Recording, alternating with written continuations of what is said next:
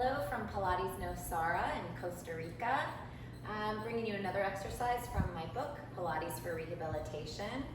This is a very challenging exercise. I call it Goalpost Rotator Cuff. It is a variation of an original exercise from my teacher, Rael Izakowicz, that I first learned from him in the Powerhouse of the Upper Girdle workshop. So thank you, Rael, for that, and just adapted it a little bit so that it's really fabulous for any athletes that need to have a lot of scapular stability and control and strength in this very vulnerable position of the shoulder. So think of beach volleyball, right? Tennis, golf, even swimming. This is a position that we do need our strength in. Sure, internal, external rotation is easy enough down here, but as a progression, we need to make sure they're strong up in this vulnerable, functional position. So again, this is a very challenging exercise, and I certainly would not do it for anyone with an acute shoulder injury, like rotator cuff or tendinopathy, impingement syndrome, anything like that.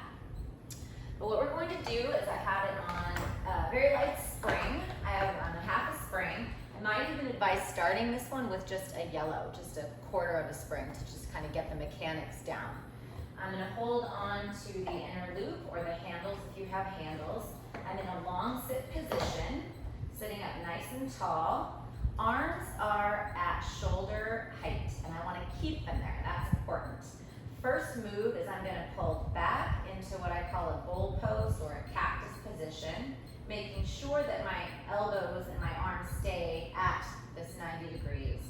Step two is you isolate the rhomboids by drawing the shoulder blades together, and then keeping that, we go into this external rotation, and again, it's very functional, vulnerable position. To get out of it, we go back the same way. So internally rotate, release the retraction of the scapula, and then come back to your starting position. So again, we pull back to this flat goalpost, and then scapular retractors turn on, and then we keep that as we add the external rotation.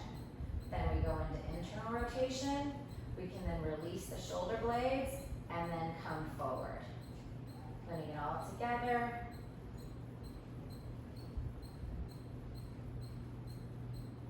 Only takes a few reps of that one to feel some fatigue in the shoulder.